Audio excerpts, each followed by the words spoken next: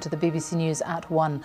The Prime Minister, David Cameron, has presided over his first cabinet meeting at number 10 this morning. He urged his coalition team of 18 Conservatives and 5 Liberal Democrats to seize what he called an extraordinary opportunity to tackle Britain's problems. And setting the tone for what will doubtless be difficult times ahead, it's been announced that ministers are taking an immediate 5% pay cut. Our political correspondent, Ross Hawkins, is in Downing Street now. Ross. Well, for years, Liberal Democrats dreamed of sitting around the cabinet table. This morning, 5 of them got to walk through that door and do just that, taking their places beside the Conservatives in a coalition government. David Cameron may have long dreamed of the morning he'd walk up Downing Street for his first cabinet meeting.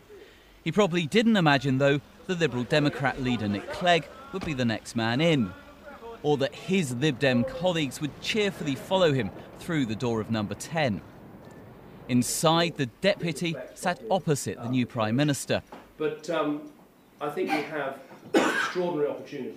The Cabinet was told the deficit overshadowed everything and that they would suffer the first spending cut, with ministerial pay falling by 5%, then being frozen for the rest of the Parliament. Mr. Govin's cable, how did it go?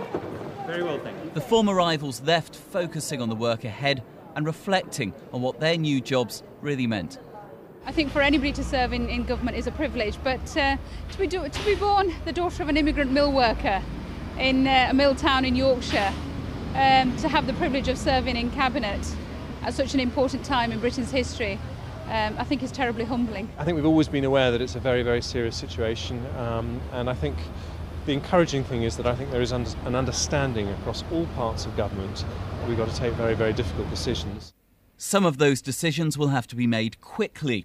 There'll be an emergency budget before the end of June. A review of government spending has to be complete by the autumn. And the government will start re-examining the size and shape of Britain's military straight away. All that, and it's got to draw up plans for laws it wants to put in place in time for the Queen's speech on May the 25th. And it's the return of Parliament that will present this coalition with fresh challenges. Discipline will be very difficult to keep because you've got two-way splits.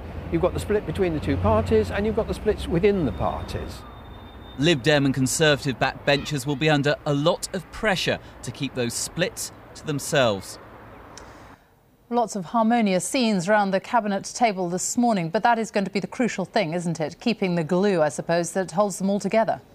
It will be. In Cabinet, there's a very simple rule. It's called collective responsibility. Once it's made up its mind, if you're a member, you keep quiet or you simply resign. But one of the intriguing things about the coalition agreement between the two now ruling parties here is Liberal Democrats are allowed to oppose Trident and oppose nuclear power. They're allowed to abstain on the issue of recognising marriage in the tax system.